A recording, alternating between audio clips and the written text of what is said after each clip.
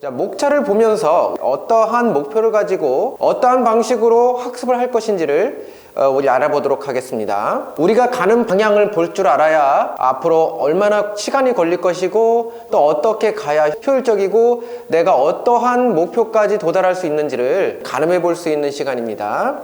첫 번째, 문장의 형식이란 무엇일까? 문장의 형식을 왜 배울까를 보도록 하겠습니다. 그래서 문장의 형식을 쭉 배웁니다.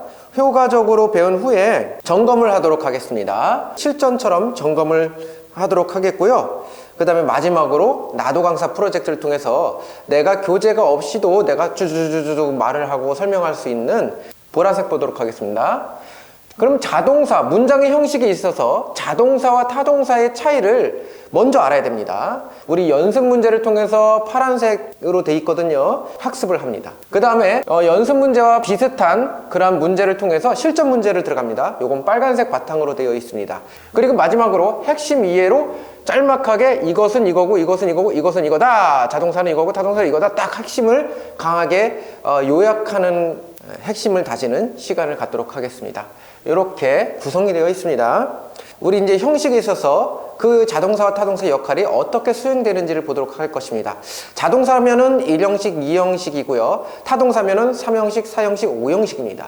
그러면 1형식과 3형식, 즉 자동사, 완전 자동사의 대표가 1형식과 2형식 중에서 1형식이고요. 타동사의 대표적인 형태가 또 3형식입니다. 간단하게 볼 수 있게. 4형식과 5형식은 약간 복잡할 수도 있습니다. 왜? 4형식은 목적어가 2개고 뭐 이렇게 되니까. 그래서 자동사와 타동사의 대표성을 띠는 1형식과 3형식, 이때 형식으로 들어가서 자동사, 타동사의 복습 더하기 업그레이드 버전으로, 형식 버전으로 들어가는 것입니다. 그래서 연습 문제 파란색을 하고 자동사인데 같은 단어가 1형식과 3형식일 때 또 이렇게 복합적으로 나오는 경우가 있습니다. 자동사이면서 타동사인 동사도 있다는 얘기예요.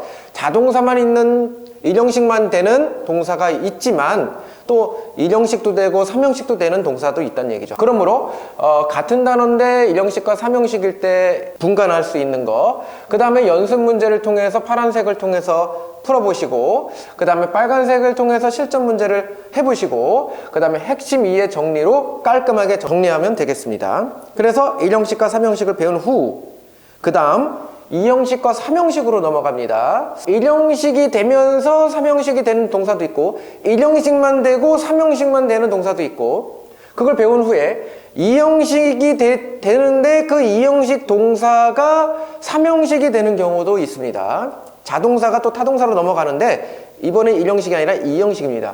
그러므로 2형식이 되는데 3형식일 때 또 이렇게 전환될 때 분간하는 방법이 있습니다. 그러므로 파란색을 통해서 연습 문제를 하고 빨간색으로 실전 문제를 하고 핵심 이해 정리를 하도록 하겠습니다.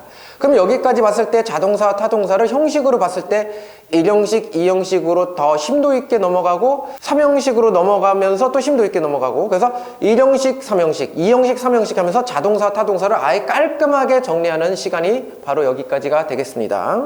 자, 이제 4형식에서 이제 5형식인데요. 요건 이제 타동사를 집중적으로 보는 겁니다. 4형식과 3형식의 비교, 즉 4형식 중심으로 4형식이 되는 4형식 대표 동사가 있습니다.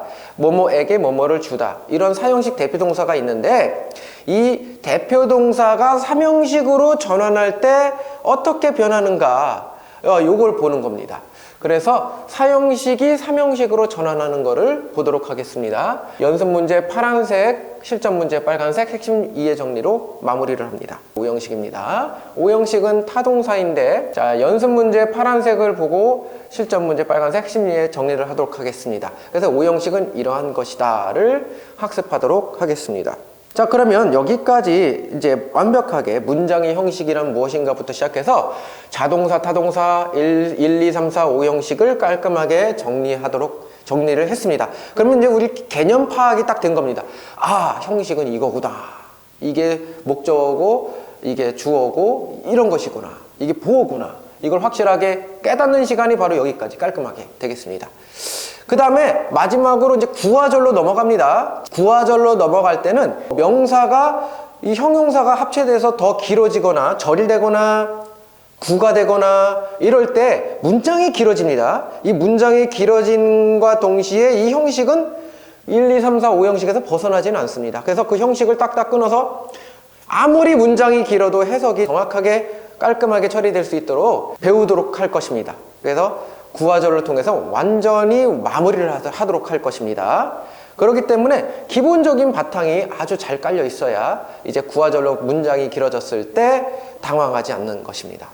점검으로 통해서 이 단어를 딱 봤을 때, 단어를 봤을 때 뒤에 어떤 구조가 나오는지가 이제 보여져야 됩니다. 예를 들어서 think라는 단어를 생각하면 think라는 것은 이제 나중에 구화절로 배우겠지만 that절이 많이 나온다, 명사절이. 그러면 I think that 주어 동사, 난 주어가 동사한다라고 생각한다. 이렇게 뒷구조가 보입니다. 그래서 동사를 통해서 뒷구조가 어떤 구조가 나오는지가 보여져야 됩니다. spend, 타동사 spend, 시간이나 돈을 쓰다라는 뜻인데, 그러면 뭐가 나와야 돼요? spend, 그 다음에 목적어, 시간이나 돈이 나오고요. 그 다음에 ing, 뭐뭐 하느라. 이게 구조가 보여야 된다는 얘기예요, 구조가. 그래서 I spend much time studying. 나는 공부하느라 많은 시간을 소비한다. 이런 식으로 문장을 만들 수 있는 겁니다. 문장의 형식. 바로 동사를 통해서 뒷구조가 어떻게 나오는지 그것이 딱 생각이 나야 됩니다.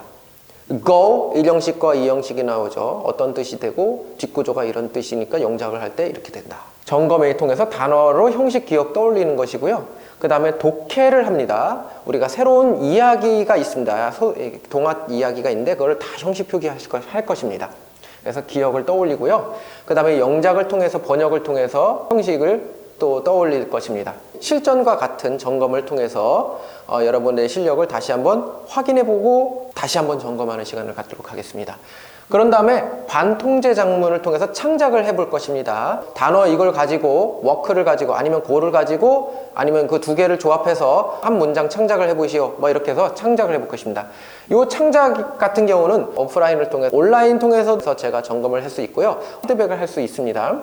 그 다음 나도 강사 프로젝트 마무리로 깔끔하게 정리를 해서 나도 강사처럼 말이 쭉쭉쭉 나오고 내가 친구들한테도 가르칠 수도 있고 현장에서 중고등학교 내신에서도 내가 아주 잘 받을 수도 있고 회화를 통해서 그냥 막 쉐도잉을 연습하는 것이 아니라 이 기본적인 내용을 가지고 제대로 이해한 다음에 스피킹을 활용할 수도 있고요. 내가 원서를 읽을 때에도 정확하게 대충 감을 잡아서 해석하는 것이 아니라 정확한 해석을 통해서 오해 없이 저자의 의도와 그 문장을 제대로 파악할 수 있는 기본 패치를 깔아주는 작업이 바로 이 작업입니다. 그래서 이 본교재의 목적은 여러 방면으로 가되 특히 중고등학생들에게 초점을 맞춰져 있지만 여러 방향을 갈 수 있는 그런 기본적인 패치를 깔아주는 것이 바로 본 강의의 목적이 되겠습니다. 자, 이번 문장의 형식 교재를 통해서 깔끔하게 기본이 탄탄하게 다져지는 귀한 시간이기를 기원합니다.